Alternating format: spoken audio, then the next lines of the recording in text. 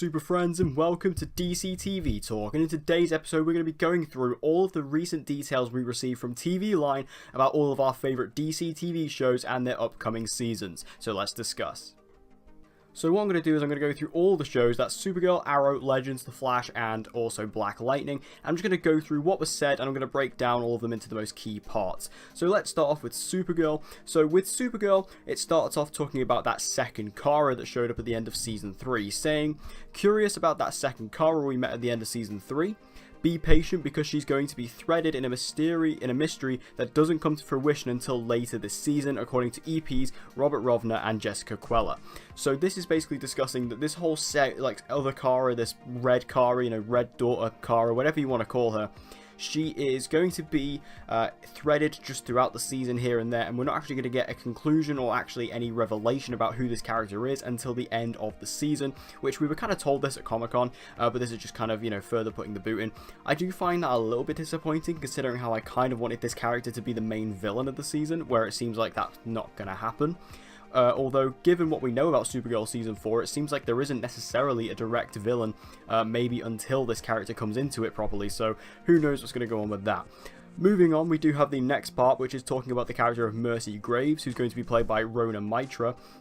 And she is going to be what Kara is mostly dealing with when we get into the season. And basically, this character of Mercy Graves has a very complicated history with the Luthors, which triggers an objective that quickly puts her in conflict with Supergirl. So this is basically telling me that this is one of the main threats that Kara is going to be dealing with come Supergirl Season 4. Because like I say, there doesn't seem to be a direct big bad. And going alongside that, there's also Agent Liberty, whose goal is to foster division and turn America against the aliens that have emigrated. So this is obviously talking about Sam Witwer's character of Agent Liberty. I'm very excited about Agent Liberty. I think he looks to be an excellent character. I love Sam Witwer as an actor as well. I think he's great. I was so happy to find out he got cast, and I really like the idea of this character, even though it does seem like we are going a bit backwards, because obviously the whole alien emigration thing has kind of been accepted into the world. They're kind of just, setting that back again.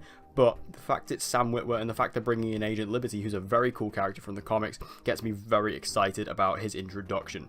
And then the report goes on to talk about the character of Nia Nal, who is going to be played by Nicole Maines, who is, she's going to be making her appearance in the premiere, and she is going to be a reporter at Catco who is revealed to be Dreamer, TV's first transgender superhero.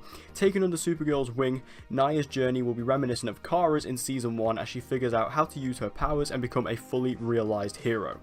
Now this also really excites me. I really like the idea of this Nia Nal character. I think she seems very interesting. The fact that she's going to be the superhero known as Dreamer, who, what I can gather, is the great-great-great-great-grandmother of the same character from the Legion of Superheroes, so that's really cool. She has a connection there to the Legion. So that's very exciting in its own right. But what really gets me excited is Nia's journey will be reminiscent of Kara's in Season 1. So that's basically telling us how Kara dealt with, her Catco life and also her Supergirl life in Season 1, which I actually think was actually quite well done. One of the only things that was well done in Season 1. So I'm actually quite excited to see how they do that. And I think Nicole Maines is a great choice to play this character. I think she is very passionate about this role. She really impressed me at Comic-Con, so I'm definitely excited to see her. And the fact she's going to be in the premiere is very exciting as well. Also, the report goes on to talk about that Alex and Brainy is actually going to form a surprising bond, as Alex is having a difficulty trying to date. Obviously, Alex is going to be going through that sort of arc a little bit when we get into the season. And also, she's going to be trying to run the DEO. Obviously, she is now the captain or the head of the DEO. And Lena and James's relationship will play out in a real way as they get even closer. And then finally, what we have in the report is that Jeremy Jordan may be Broadway bound, but Wynn will return. His arrival will come once he's done with the play. Now, if I remember correctly, Jeremy Jordan doesn't finish on his Broadway tour until January of 2019. So you can take that as Wynn will be back around the mid-season point, or the mid-season premiere, that kind of point, as that's when the shows do come back around January. So we may see him after the mid-season premiere. So obviously Wynn is now with the Legion of Superheroes. We did know he was coming back. He's going to be a recurring role next season. So it seems like he could be recurring a lot more in the back half than the first half. Moving over to Arrow, we have that Oliver is actually going to be making different moral choices when he's in prison because of the position he's in. So this means we are going to be seeing a very different side to Oliver when he is in prison. Obviously we know that he is obviously we obviously know he's in prison. He's going to be definitely a lot more of a darker character, but he's going to be making different moral choices. So I'm definitely interested to see what these choices are. Obviously, we know he's going to be making a drastic move in the premiere that's very risky, so we're going to have to see what that is. But that's very interesting. And also, it goes on to talk about how he kept Felicity in the dark about the deal. You know, how he didn't tell her that he made the deal with the FBI to be arrested after Diaz was taken down. And basically it's saying that he's going to learn that that might not have been the best idea. So, you know, there could be a bit more drama going on there. So moving over to the villains for Season 7, this next part makes me very excited. Diaz will resurface more of the Dragon comic book character he's based on. So this is basically telling us that Ricardo Diaz is going to more transform and transvulge into that Dragon character from the comics. He's going to become Richard Dragon, so that's very exciting. I'm very happy about that. I really hope Ricardo Diaz gets a lot more expansion in Season 7 because he really needs it. Because I love Kirk Acevedo and I love Ricardo Diaz, but he needs more development, so we might be getting that come Season 7. And the Longbow Hunters, an almost mythical band of assassins, will prove that they are in fact quite real. Obviously, we do know that League of Assassins, or the Longbow Hunters, will be coming to Arrow Season 7 most likely as the big bad of the season, and they are going to be a group of 3 different assassins, and obviously the League of Assassins are terrified of these guys, so I'm very excited to see them. And also just because of the characters they've chosen for the Longbow Hunters, like Red Dart, I think is very cool, so I'm very excited to see the Longbow Hunters. As for Colton Haynes' return as a series regular, Schwartz will only affirm that he is definitely playing Earth 1 Roy Harper. Now, I don't know why this keeps getting brought up. Why do people keep bringing this up? People keep saying, oh, this is not going to be Earth 1 Roy. I just don't get that. And this is the second time someone from the CW has had to, you know, affirm this. I think the first time was Mark Guggenheim, and now we're getting Beth Schwartz doing it. It's going to be Earth 1 Roy. Get over it. I don't understand why this is a thing keeps coming up. But what goes very interesting is Beth Schwartz is saying that Laurel is actually coping the best with this whole situation, as she is now Star City's district attorney. Now, this answers my question I had. I made a video about this a while ago where I said, is Laurel the new mayor of Star City? As based on the trailer for Season 7, it seems like that was the case. So she's not the mayor, but she's actually the district attorney. So I think that's very interesting. I'm very actually happy about that. I want to see Earth 2 Laurel kind of step up a lot more in Season 7. So to make her the DA, I think that's a good choice. Then we have Legends of Tomorrow Season 4, which is talking about that Maisie Richardson Seller is of course going to be back as a mythical fugitive, who the Legends will have to keep guessing as to whether she is a friend or foe. Obviously, we knew this before, that Maisie Richardson Seller, she would be in Season 4, but she wouldn't be playing Amaya. She's actually playing a new character called Charlie. So this is kind of saying that she's, you know, she's not kind of walking the line between hero and villain, and she's probably going to flip back and forth, kind of doing whatever suits her needs at the time. And also, Courtney Ford is now a series regular, meaning that Nora Dark is poised to be seeded into a complicated ally. So that means that obviously Nora Dark, she's going to have to be joining in with the Legends, and they're not really going to take her in because obviously everything that happened last season. But I'm very excited to see Courtney Ford come onto the show, because I actually did quite like Nora towards the end. I wasn't the biggest fan of her character overall, but I liked her a lot more as it went on. And I'm also quite excited to see how she plays off of Brandon Routh, because obviously Courtney Ford and Brandon Routh are married in real life, so I want to see how that sort of plays in. I guarantee you them two end up as a couple at some point in Season 4, I guarantee you that. And finally, Nate is parked in 2018 to tend a very real story involving his dad that frees up a bunk for Constantine. So Nate, his storyline involving his father, who's being played by Tom Wilson from Back to the Future, that basically means that Nate is not going to be time traveling, at least not in the first bit of the season. It seems he's going to be stuck in 2018 with his father. So it's very interesting that we're actually going to be, you know, a side story of this season is actually not going to be involved with the Legend at all. It's going to be with Nate on his own. So I think that's quite interesting. And finally, Constantine, and free he will be. He doesn't like to wear a lot of clothing going to and from the shower, so that's just saying Constantine being himself on the Wave Rider, which is what we all want to see. And very interestingly, at the end there is something thrown in saying a former Legend will be returning in an unexpected form to try and kill the team. Now I'm going to do a separate video on this because I think this is a really fun topic, but a former Legends member is going to be returning basically in an evil form to try and kill the rest of the team. So yeah, I'll be doing a video about this later on, but that is a very interesting way to end off this report. Then moving on to the Flash, new big bad Cicada isn't too concerned with the Scarlet Speedster. His endgame isn't about the Flash, it's more of a bigger scale issue, which I think is very good because obviously most Flash villains, when you look at like the first 3 seasons especially, they were all out to get Barry, whereas this time Cicada, he actually has a bigger plan. He actually has something that doesn't necessarily involve the Flash. It's more that the Flash is sort of in his way, and I think that's very interesting. It's a different way to take Cicada. The more and more I hear about this character, the more excited I get, because I was not looking forward to this character, to be honest, but now I'm very happy with him. Just the more I hear about him gets me more and more excited.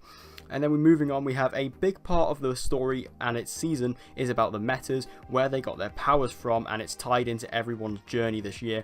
So we are going to be getting even more metahumans and even more, another version of how these metahumans got their powers. I have a feeling it's something to do with the satellite incident from season 4, just because there's nothing else I can really think of that would actually cause that.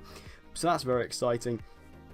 Cicada's powers are different than DeVoe's and any of the speedsters in the way that affect our team, so that's very interesting as well, basically giving us a little bit of an insight on Cicada's powers. We don't know where they come from, but it's going to be a different sort of place than what we know. Elsewhere, Nora's presence starts to have a little strain on her parents' relationship. Iris and Barry become second to Mum and Dad, which is very interesting. This means that Nora, who is going to be obviously jumping into Barry and Iris's life, who, Iris and Barry are going to be the same age as their daughter, which is very interesting, but they're going to have to step into the mother and father role, and they're going to be stepping back from their marriage, which is going to be an interesting storyline to take. Also, we have Cisco is having a difficult time getting over his breakup with Gypsy. Caitlin searches for her Killer Frost origins, and Ralph struggles to earn the respect of the city as a superhero. So each of the characters seem to have their own little mini storylines, which is good, especially Caitlin and Cisco, because Caitlin has never really had a great storyline on the show, and Cisco hasn't had a good one since probably season 2 when he became Vibe. So we really need to get some character development for these characters, and this definitely excites me. And finally, the newest Wells, Sherloque, is a master detective from a different Earth, and he's come to help track down Cicada. He's pretty awesome at his job, and Ralph doesn't take too kindly to someone that has the skills that may or may not be better than his, plus Sherloque will get a lady love. So they give a lot of information there on Tom Cavanaugh's new character. They've full on confirmed there that his name is Sherloque, which I find interesting. I was debating that. So his name is Sherloque, a master detective from a different Earth. So we don't know what Earth that is yet, but he is going to be from a new Earth, and he's going to be helping track down Cicada. And what I love is that, it's going to be a rival for Ralph. He's going to be a rival for Ralph. Obviously, Ralph is a detective himself, so it's going to be interesting to see how them two play off of each other. I feel like this is going to be very similar to kind of Cisco and Harry's relationship in season 2. I feel like what this is going to be very similar to. So instead of Cisco and Harry, it's going to be Ralph and Sherloque, so that's cool. And he's going to get a lady love. This is very interesting because I can't actually think of any character on the show currently who would, fit this role. Which makes me think it must be a new character, so I guess we're just going to have to wait and see who this character is, because at the moment I really can't put a finger on who that could be. And finally, we have Black Lightning, which is very interesting. I haven't spoke about Black Lightning in a very long time on this, so I'm actually quite excited to talk about Black Lightning. So let's get into that. So we can start off with the show's picking up immediately 1 week after the season finale, which I think is quite interesting. Obviously, all the DCTV shows normally have a time jump. This one is picking up a week later, but obviously this isn't necessarily part of the Arrowverse, at least yet, so they can get away with doing that. Also, Flash isn't doing a time jump, at least not immediately, so we'll see how that sort of turns out. But anyway, back to Black Lightning. It will be doing a pick-up immediately after the finale a week later, which I think is quite cool. So the showrunner says that we're going to have to deal with the consequences of having discovered the Pod Children, so I think this is going to give us like a lot of our weekly villains, if you will, although we don't actually know how that's going to fare. I think Black Lightning's been confirmed to have 16 episodes in Season 2, so we may get a couple of episodes like that, which means we might get these Pod Children being there, but I feel like the Pod Children is most likely going to be a big storyline going into Season 2. Tobias Whale also gets a bit of a mention, saying that he was last seen beaming over a mysterious, gleaming briefcase, still clutches onto a two-pronged agenda: kill Black Lightning and take over Freeland, and in the first episode you'll see exactly what motivates him to burn the city down, as he says. Now, Tobias Whale, I think, is one of the best things about Black Lightning. I think he's so interesting, he's so good, and I like the fact that they really set him up in the earlier seasons but never actually sort of paid him off in the back half, and they actually wanted to keep him for Season 2, which I was very happy about. I actually want Tobias Whale to be a character who basically lives through the entirety of Black Lightning. I think he's so important. I think he's got such a role to play. I'd love to see him just be a recurring villain all the way through the show. But he is going to be coming back in Season 2 in a lot more prominent role, it seems. And then on the personal front, Anissa's new relationship with Grace Choi will make for a really, really good drama, while Jennifer will juggle the idea of Khalil's redemption and the fact that Painkiller killed her dad. So that's very interesting. I'm very excited about Painkiller, actually, because Khalil is actually a series regular next season, so he's going to be coming back in a lot more of a prominent role as well. And the fact that Jennifer is going to be, trying to take him down a redemption path is very interesting. Obviously, that's sort of what they're going to be doing with Arrow and obviously Earth 2 Laurel.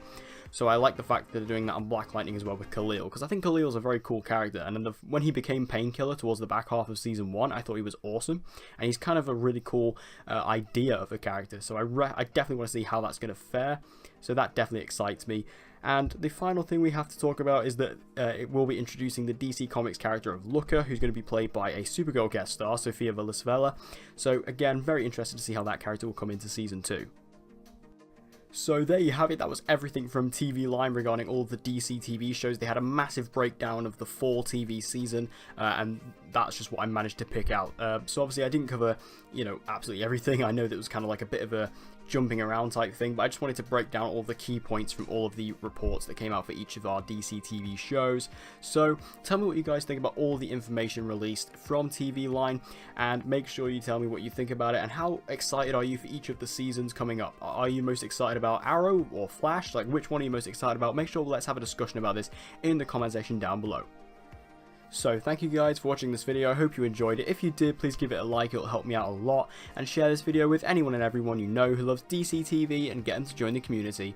And as always guys, please subscribe for all of your latest content on Supergirl, The Flash, Legends of Tomorrow, Arrow and Black Lightning. And with all that said guys, I hope to see you again in my next video.